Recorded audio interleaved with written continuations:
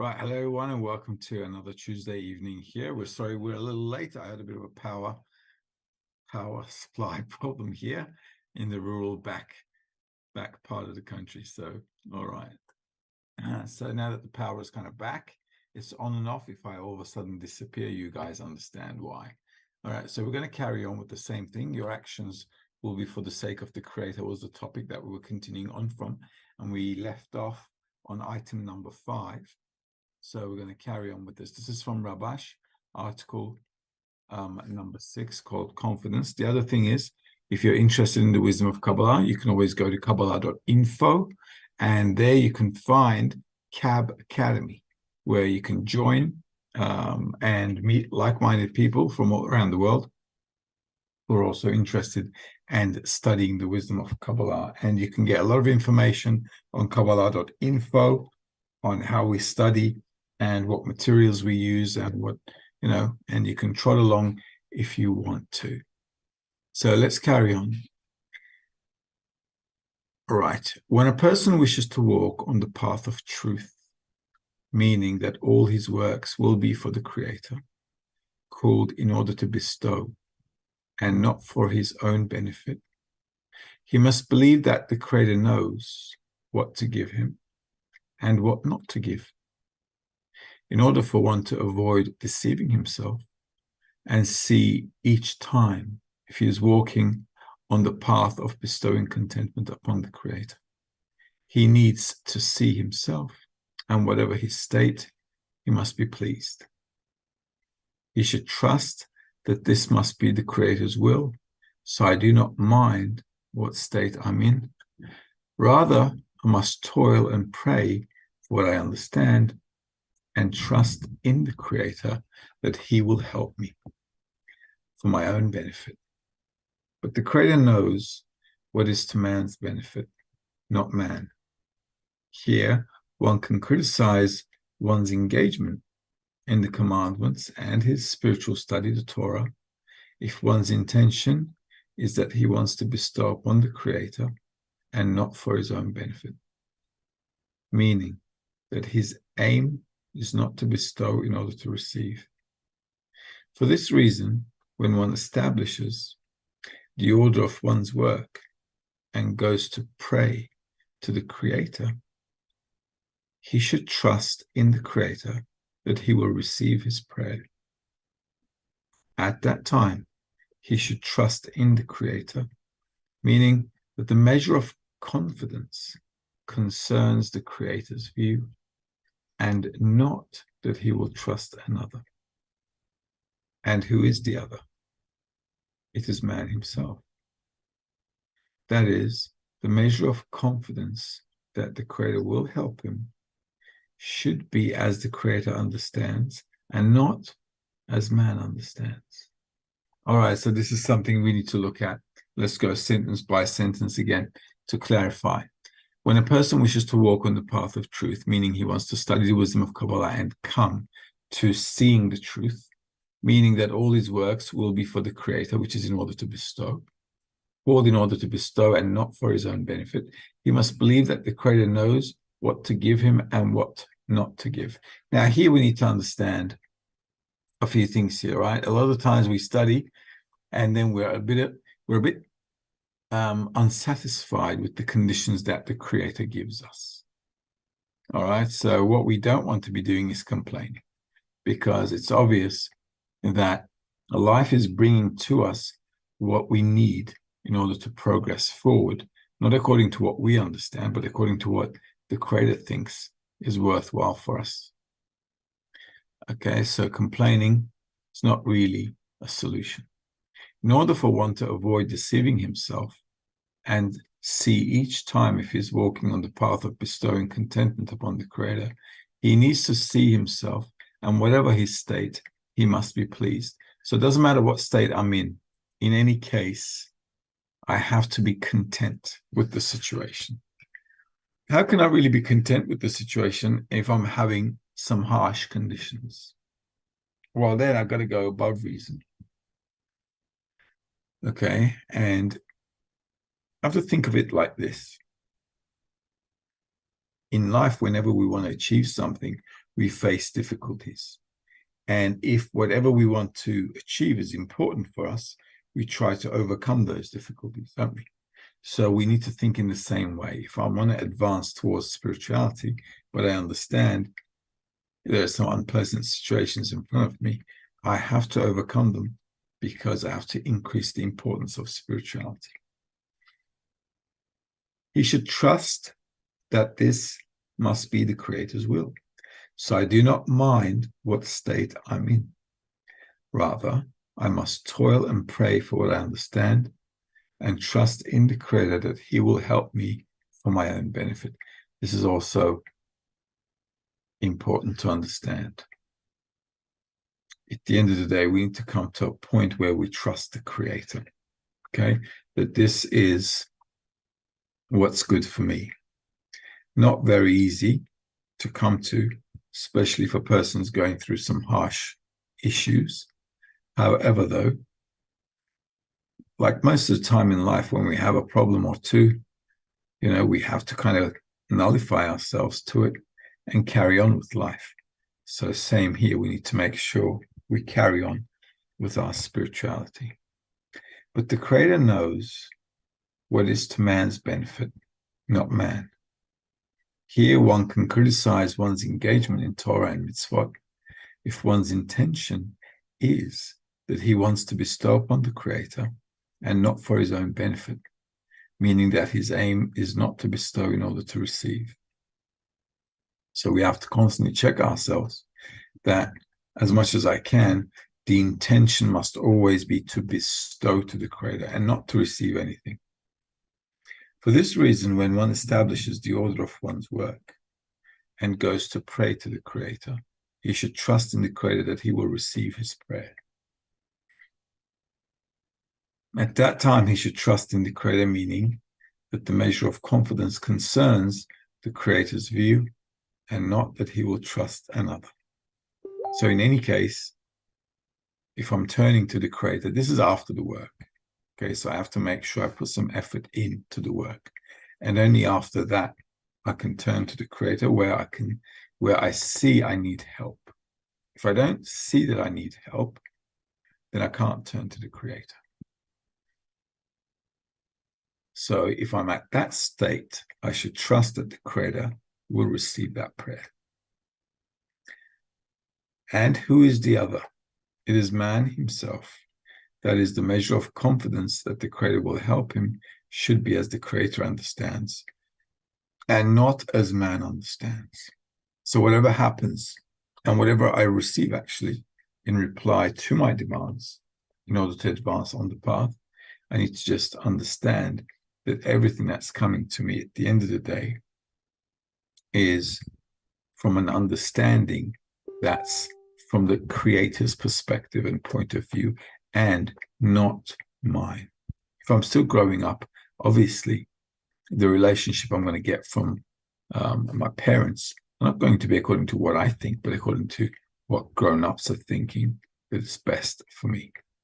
Same here. We need to understand that what the Creator is giving to a person is like a parent's decision to give their child the best that they can, despite the fact that the child does not realize and does not want really what they have in mind for him. Okay. Right, you stop me if we got any questions, okay? We got questions? Okay. So David's asking, if someone steals $30,000 from me, should I be content? Well, I'd go to a lawyer.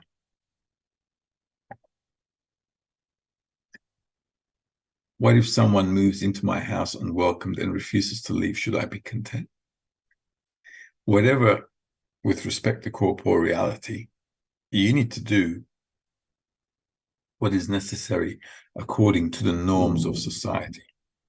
So accordingly, you need to hand it over to the police or to the lawyer, or you need to make your complaints accordingly.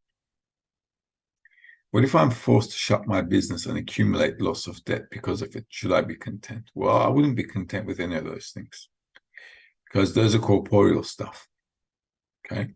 And anything that's corporeal you need to treat it at the corporeal level.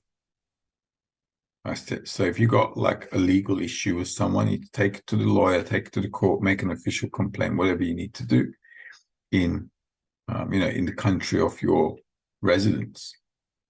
So, and that's how it is. But what Rabash is talking here is with respect to our spiritual work. So in our spiritual work, okay, on the one hand, I'm working and I want to attain a higher level of consciousness, and that's fine and great.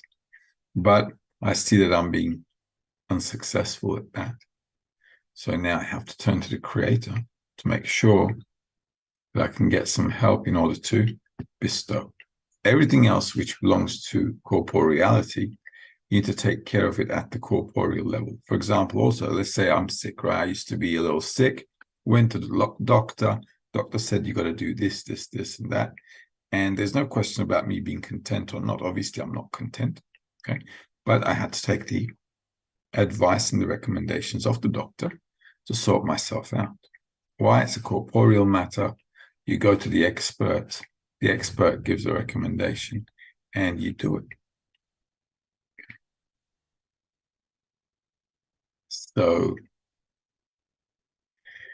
So the Creator isn't going to give us contentment in this world, right? In corporeality, he won't. The purpose of life is not to get corporeal contentment. The purpose of life is to get spiritual contentment. This is why corporeality is going to feel empty for everyone. You can't be happy in corporeality because the desire and the fulfillment nullify each other. It's not possible to be happy on an ongoing basis here. Impossible. And this is why we learn in the wisdom of Kabbalah that if you want to be happy, then you have to obviously raise yourself to a higher level of consciousness. And that's what spirituality is. Does suffering exist in spirituality as well, or just here? Suffering in spirituality does exist, but it's not like corporeality here. It's really a nice kind of suffering, because it's the kind of suffering that you have when you worry about someone you care about or someone you love. You worry about them, That's that kind of suffering. Yeah. Or you're suffering because you'd like to add to the love between you and another person, and you're currently incapable of adding that additional love. So that's suffering as well. Yeah, that kind of suffering, which is related to bestowing and not receiving, because there you have the interest of the other person before yourself. So there's always suffering. You can't have pleasure without suffering. You can't have any discernments about right and wrong without suffering. Humanity will go through tremendous suffering, and they will come to here. So what can I tell you? We still have time. Humanity, unfortunately, is stubborn and doesn't learn as fast as it should, and does not make the correct discernments as it should from life's suffering.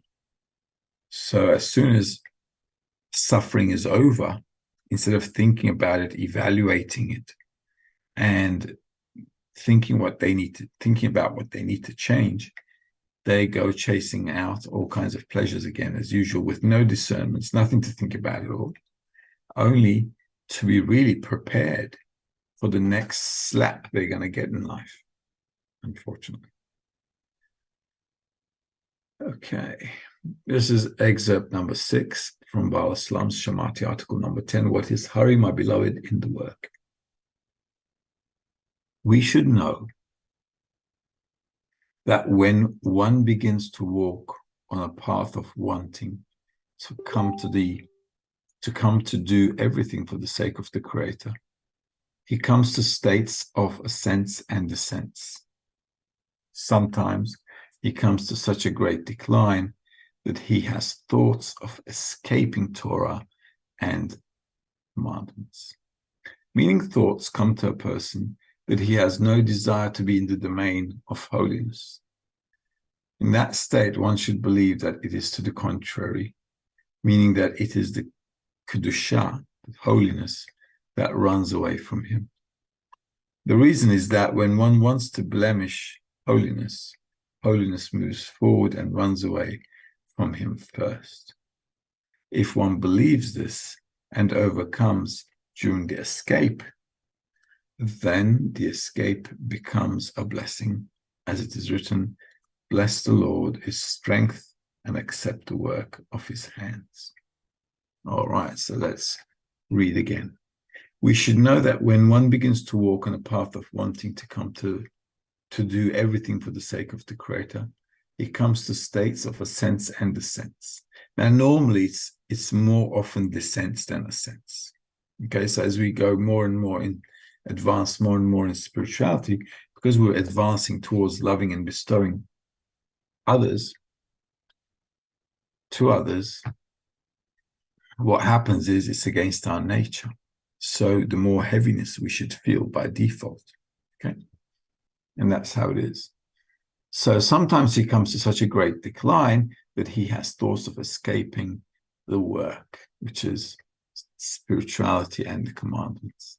Meaning thoughts come to a person that he has no desire to be in the domain of holiness. So this is also critical. There's no escaping this. Okay, there will come a time, well, or many times actually, where you will want to run away. Okay, that's just how it is. You will want to run away, you'll feel tired, you'll feel disappointed, you'll feel like you're not going anywhere, all kinds of excuses that you have to offer yourselves, or you can offer yourselves. And no matter how creative you are with your excuses, it just boils down to this. In that state, one should believe that it is to the contrary, meaning that it is the holiness that runs away from him. The reason is that when wants to blemish holiness, holiness moves forward and runs away from him first. So if we should reduce the importance of holiness, then it will be like it's running away from us. Okay, that's what it means to blemish it. To blemish is to reduce its importance. If one believes this and overcomes during the escape, then the escape becomes a blessing, as it is written, "Bless Lord his strength and accept the work of his hands." Okay, so I have to come to a bit of a recognition. Now, sometimes we don't know the stuff we're going through. Okay, and because we don't know the stuff we're going through, we're reading these articles.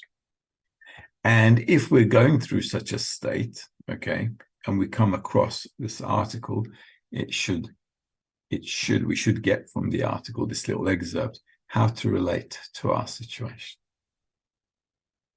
All right, so what we need to do, if one believes this and overcomes during the escape, then the escape becomes a blessing. So if I stop myself, if I understand that the state I'm going through is causing the Creator to distance himself from me, then I can reverse the situation by understanding the state I'm in. And I can stop running away and get back to my framework, get back to the study, and get back to what I used to be doing, like in dissemination, connecting with the friends, lessons, all kinds of things. And then that situation becomes a blessing, meaning that it allows you to get strength because you overcame a situation. Right? How are you going to build strength on the path? By overcoming difficulties.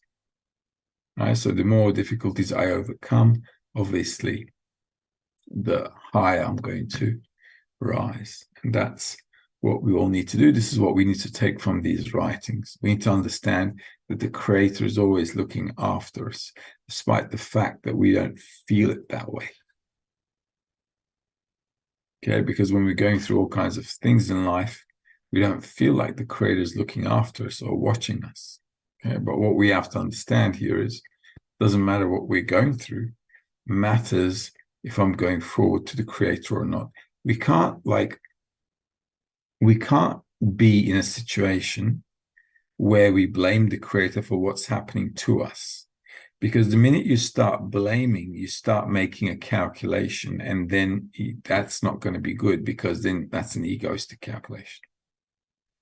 So I have to carry on with the work despite what I'm going through.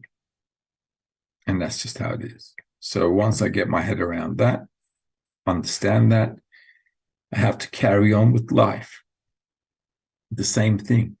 Okay, life with all its ups and downs can be quite dramatic for everyone, but we keep moving forward. So you've got to do the same with spirituality. There is no other way. Okay. That's that. Grace is asking. Oh, sorry.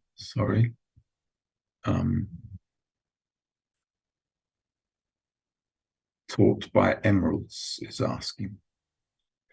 Is this speaking of the principle of Creator doesn't change and rather man attains spiritual contentment? Yeah, it's pretty close. We can't change the Creator. Okay, it's not possible. And if it was possible, then it would be a really big problem, right? Because then we could say, well, the Creator doesn't know what he's doing because he's constantly changing he's constantly changing. We'd never know how to relate if the Creator was changing all the time. Okay, imagine somebody with mood swings. Very hard to deal with a relationship. If somebody's constantly going through mood swings, you're like, what's going to happen next? So it's just nuts. So you can't do that. So the Creator is on a constant attitude, doesn't change. What does that mean, really? It means that his attitude towards us is with love and bestowal, and is always directed to the purpose of life. Okay, that cannot change. If it did, we'd never get to the purpose of life. Okay, so he doesn't change. So his attitude towards me and his actions towards me are always directed towards the purpose of life with love and bestowal. So the court is always the ball is always in my court, or in other words, and I have to constantly relate to the states I'm going through and direct myself towards the purpose and the meaning of life. Tara is asking, what is the purpose of people thinking that they have corporeal pleasure at all? Well, it's because our nature wants pleasure, all right? And what else do people have, actually, right? Other than a desire to get pleasure. They don't have anything else, nothing. Especially if a person's dot in the heart hasn't really, awakened yet, and that person is still in corporeal desires, what can you really do? Nothing. The person just keeps running around in life, or worse, comes to a dead end and gets depressed or whatever, turns into some kind of a bad situation. Until a person's dot in the heart awakens, it's really hard for a person to get out of that rat race and take a step aside. Very, very hard, because we're all influenced by society. So it's not easy if you don't have the right people around you at all. Especially if you don't have the right people around you, your family, loved ones, or whatever, you're just stuck. Pretty much nowhere to go. So it stops them from finding spirituality. So why would the Creator let others think they have this? Well, like I said, others don't really think about this. On the outside world, if a person doesn't have that awakening, the dot in the heart, what do they have, really? They're either religious or secular. Okay. One group wants to do good stuff and go to heaven after they die. The other group wants to have fun here, and nobody cares about what happens when they die. So it's like both of them are like a dead end game. It's crazy. So what can you do? You can't do anything. Nothing to talk about, really. Eva is asking, is suffering getting easier and less painful as we grow the Kli? That's for sure, because the real cause of the suffering is when we don't understand why we're suffering. This is why the most popular question in the world is, why me? Well, why not? If you don't suffer, you don't ask questions. If you don't suffer, you don't evaluate your life.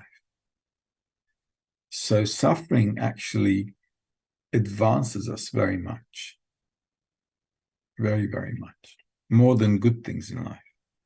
So the Creator is all for suffering. As you can see from humanity's history as well, there's never shortage of suffering. So it's a bit crazy. What can you do? If I understand during the study, if I understand why I'm suffering, then I can relate to things much more easier, because I can add my part of the work and complete the suffering and use it as a leverage to advance in my spiritual work. If I'm studying the wisdom of Kabbalah and I suffer and I just cry about it, obviously it's not going to help and you won't move forward. So suffering immediately should ignite in you, awaken in you the thought that everything comes for a purpose, and that purpose is to move closer to the meaning of life. So now with all my faculties, I need to evaluate what I need to do to take the next step forward. Are we getting more resilient to take and transmute suffering instead of avoiding it? We begin to take suffering as a tool for advancement rather than something we constantly whinge about. So the more we grow up in life as well, as you can see, we become mature. What really makes us mature, right? Well, disappointments in life, right? So suffering in life, going through some bad experiences, going through the hardships of life, that's what's causing maturity for us. So in life as well, I have to understand that the problems, the disappointments, the failures, everything that I'm going through in my spiritual work as well is a kind of maturing progress, and it's process actually, where I can understand and evaluate what I'm supposed to do next. If I don't use the situation as a leverage, I've missed out on it. If I just run away from the suffering because I feel bad, I'm going to miss out on it. So if I want to attain something, no matter what comes my way, I need to work with it as best I can in the most correct way that I can, whatever is in my, in my capacity to do, I need to do in order to use that situation so we can take another step forward and a step forward and another step forward. Over time, sufferings should be for a person. Well, obviously it's suffering, but like I said, it should be like accepted by a person as opportunities to move forward. Grace is asking, if the Creator is responsible for everything, can't we say that the corporeal suffering he sends us has a purpose, and that we must try to understand what correction we need to make? Well, if we could understand it, that would be great, Grace. It would be. Okay. The problem is we don't. This is why everybody's asking, why me? Why me? Why am I going through all this stuff? So we don't really know what to do with it. This is why when we're studying the wisdom of Kabbalah, we try to look at problems from a different perspective. We want to look at it like a tool, like how I can use the situation to overcome and carry on with the work and not leave. Because normally when a person is going through a few slaps in life, what happens immediately is like, they leave the spiritual work. And this then turns into a situation where, well, if I was getting good stuff, I would have stayed, right? But that would have been really egoistic, because I'm doing something and expecting the Creator to treat me nice. And, well, who wouldn't stay on the path then? Everyone would stay on the path, okay? But that's not how you get to true love. True love is, despite whatever I'm going through, I still want to get close to the Creator. And that's where the effort is. So I'm going through dramas, but on top of that, I'm still making an effort to get closer to the Creator without making personal calculations. Does corporeal suffering have nothing to do with spirituality? Well, look, everything has to do with spirituality. Everything in life that happens to us is for the purpose of life. So for us, everything is spiritual. On the corporeal level, I need to fix things at a corporeal level while still being involved in my spiritual work. So I have to take life as a whole, like one package. And I have to deal with it in two different ways, though. The corporeal things that belong to corporeality, I deal with it in corporeality according to what society does. Spiritual work, I deal with it according to what I learn and what I get from my spiritual work and from the group as I study the wisdom of Kabbalah. So I've kind of like got two separate lives, okay? One at the corporeal level and one at the spiritual level. I keep them kind of apart, but at the end of the day, I'm going with both legs, right? I'm walking with both legs, right, left, right, left, right, left. So I've got the corporeality and the spirituality to kind of keep me on the track together. We can't just walk on a spiritual path and feel like we're on the clouds or something like that. This is why in the wisdom of Kabbalah, we never isolate ourselves from society. We live inside society. And it's very, very much necessary to live inside society because that's where we get all our coarseness from. So all our coarseness, everything that we need to overcome, we're actually getting it from society.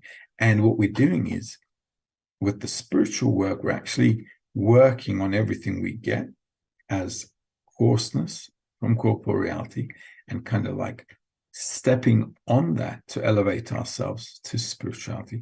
This is why in the wisdom of Kabbalah, we engage in corporeal life just like everybody else does. We're married, we have kids, we don't go on some mountaintop and isolate ourselves. We're like very much involved in how a regular person lives. And from within all the problems and dramas of the corporeal life as well, what I'm doing is using spirituality to go above more and more and more.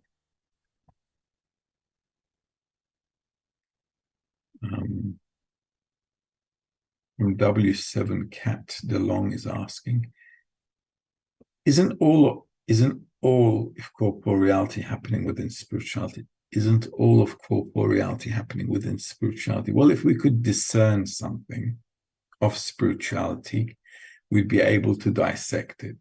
So what is spirituality? Spirituality is in order to bestow. What is corporeality? Corporeality is reception for myself. So if we had some kind of spiritual,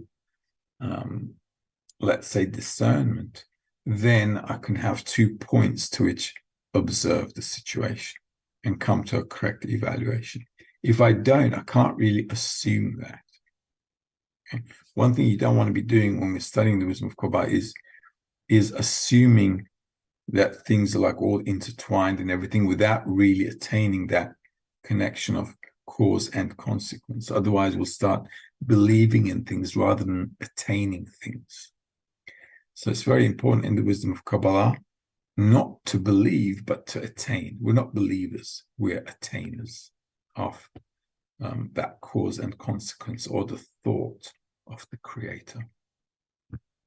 It feels more confusing to me to separate them. Thank you. Well, what can I say? At the end of the day, look at it from perspective of bestowal and reception, right?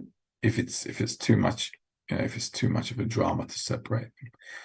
In terms of the wisdom of Kabbalah, spirituality is bestowal, corporeality is reception for myself. So be in those two discernments. Am I doing it for me or with no return to me as in pure bestowal? So check it out and see how that pans out. Jolene is asking, how do we share or carry the suffering of our 10? Well, we can all talk about it for a start.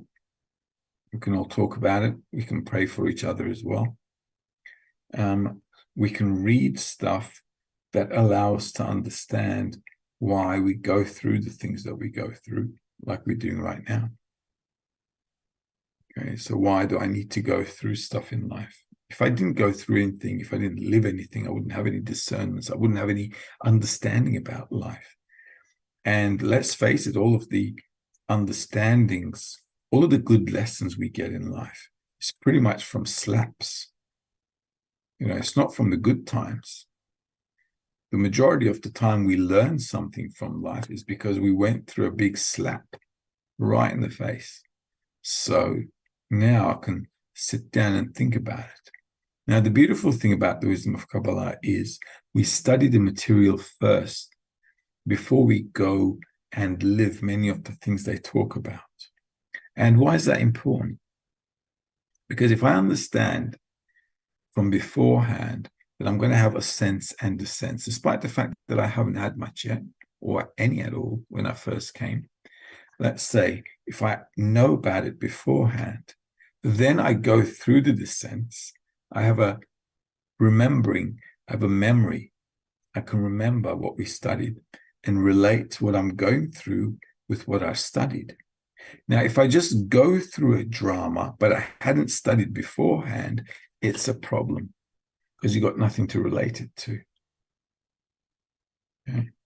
So this is why studying from beforehand, this is why also what we're trying to do in the wisdom of Kabbalah all the time is explain to everybody, right, to the whole world. We want to explain to the whole world why we get suffering. So if they kind of like listen and say, wow, this is why we get suffering in life, despite the fact that he's not suffering right now, right? But later on in life, something will happen that will cause him a little bit of suffering. Then he can relate to the situation. If you explain to a person after they got beaten up in life, it's very hard for the person to take a lesson from that. Because when you're going through a hardship, you just want to run away from it. You don't stop to think and evaluate why you're going through the suffering. But if you knew about it from before, and then you said, oh, okay, we read about this. We're supposed to go through ups and downs. Now I'm supposed to use this to elevate myself above that feeling and work with what's true instead of a lie. Then you kind of got this balance between right and left. Okay, you can kind of like navigate much better because you've got some kind of an understanding because you read and learned many of the stuff beforehand. So this is why it's important. So reading with the 10, doing workshops, talking with the friends about it, also looking for places where you can add to the work is also really important. If everybody in the 10 has a role, then that's really good because it keeps everybody on track. Okay, for example, it's Tuesday night, and every Tuesday night I've got lesson. I've got lesson on Monday. On Sunday night, I've got a program, right? On Monday, I teach. On Tuesday, I'm teaching, and I've got 2 programs to do tonight. On Wednesday, I teach. On Thursday, I teach as well. So 5 days a week, I've got something to do. Okay, what does that do? Well, despite all the ups and downs, it allows me to do some work. And then the ups and downs become part of the work I can use in order to move forward without going through too much emotional ups and downs. Rather than going through emotional ups and downs, I go through an emotion which I can evaluate and kind of direct myself properly. Okay. Ingrid's asking, does a good creator mean that I get filled and feel pleasure if I attain him? For sure. For sure. If we have a connection with the creator, that's the best fulfillment ever. It's like 2 people that love each other very much. Their fulfillment is the company they keep. It's not about, what they get corporeally or whatever. If they really care about each other, they love each other, the relationship is in itself a great fulfillment, and everything else that's going around that relationship is just an excuse to strengthen, to bolster that love even more. So the greatest fulfillment in life actually is the same thing. It's good relationships between people. It's good relationships between loved ones and so forth. And another last question here, taught by emeralds. Can the suffering one senses in the world provide a basic lack from which a prayer can be built? Absolutely. Because anytime I'm going through a descent, anytime I'm going through a drama, I can always turn to the Creator. Always, no matter what I'm going through. And that really helps, because if you do that quickly as well, it allows you to relate the problem with who's giving you the problem in the first place. I mean, why are we getting a problem in the first place? Who's bringing us the problem in the first place? The Creator is bringing us the problem in the first place. So instead of telling the Creator to take away the problem, I need to ask from the Creator what I need to do with this, like how to overcome it, what to do, what should be my next step to deal with this problem so I can move forward in spirituality, not corporeality, but in spirituality. Okay, so that's good. All right, so any suffering, okay, especially in our spiritual work, should bring us closer to asking the Creator for the right thing, the right discernment, strength to move forward, to help the friends, to be a good example to the friends, and so on. Everything that we need on the path, we can definitely turn to the Creator for. All right. So we're on number 7. Am I correct? We're on number 7. So let's read number 7 and call it a night. On the intent, okay, number 7, excerpt number 7 from article number 302, for the Lord chose Jacob for himself. On the intention, there is prayer. One should pray that his actions will be for the sake of the Creator.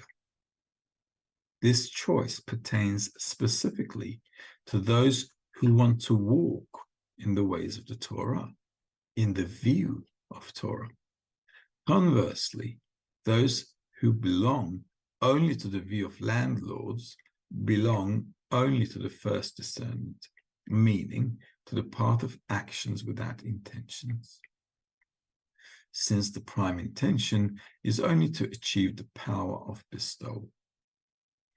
Also, the matter of reception and bestowal applies to all the degrees, since before the correction of the screen, the masach, it is called reception, meaning lolishma, not for her sake. And the correction of the masach is the meaning of lishma, for her sake, meaning bestow. Okay, so once again, the important thing here is the direction of the action. So on the intention, there is prayer. So that's the only thing we should really be praying for. Why? Because whatever desire I have, it pops up inside of me in any case, right? I don't have a lot of control over the desires, the thoughts. I have a bit of control on the environment around me. So if I stick my head in the right environment, I should get the right discernments, the right thoughts, and then I can work on the intention. Okay, does that make sense? Okay, so I want to work with the right discernments. The right discernments can only be received from the right environment. This is why I need to stick my head into the group, into the study. It's what's called here the Torah, the study, right? The teaching. So then I can focus on why I'm doing this. Why am I learning? What am I doing with these people? Right? Before every lesson, we need to think really, what am I doing here with these people? What's the whole idea? What's my intention? What do I want to get from wanting to be spiritual? So all of these are really important because that gives the direction for the person. And if I don't have an intention, I've got no direction. It's like I don't know, it's like I'm wandering in the field like a mule. So this choice pertains specifically to those who want to walk in the ways of the Torah, which is the wisdom of Kabbalah, basically, and in the view of Torah, Conversely, those who belong only to the view of landlords belong only to the first discernment. So if I was to just do actions without intentions, then obviously that's going to be reception. I always need to clarify for myself, to the best of my ability, why I'm doing what I'm doing, meaning what I want to attain from what I'm doing. That's called intention, and I need to really live in that intention, not the desire, but to live in the intention. Those who belong only to the view of landlords, otherwise those who study just for self-benefit, they belong to the first discernments, meaning to the part of actions without intentions, since the prime intention is only to achieve the power of bestowal. So also, if I do something without an intention initially in the group, that's also not too bad. Why? Because at least I'm in the environment. So sooner or later, they should kind of like, wake up in me. They should awaken in me some kind of an intention. Oh, why am I doing this? Okay. So being in the right environment, even without the intention, but I'm doing what the friends are doing. We're kind of like trotting along and everything, and that's good. So that should later on, from the actions, also we can get intentions as well. Right? So that's also not a bad thing. Also, the matter of reception and bestowal applies to all the degrees, since before the correction of the screen, it's called reception, meaning lo lishma, not for her sake. And the correction of the masaha is the meaning of lishma, for her sake, meaning bestow. So in every degree, we're going to have this same thing. I'm going to reveal a new situation where I now feel that I am in my desire to receive for myself. However, though, what I want to do now is to use the study to elevate myself above that and kind of like cover it with the intention to bestow, and that's called a masach. So in every degree, in every desire that awakens in me, that should be the situation. So I should always have two sides of the medallion. One is for myself, and I need to correct that, come to the other side, which is to be in bestowal. Okay, so we all good? We're all good. All right, so let's call it a night. Okay, let's call it a night or a day, depending on where you are. And hopefully we'll carry on with this one, or maybe I'll choose another topic for next week. All right. In the meantime, have a good one, and hopefully we'll see each other again next time. All the best. Bye-bye.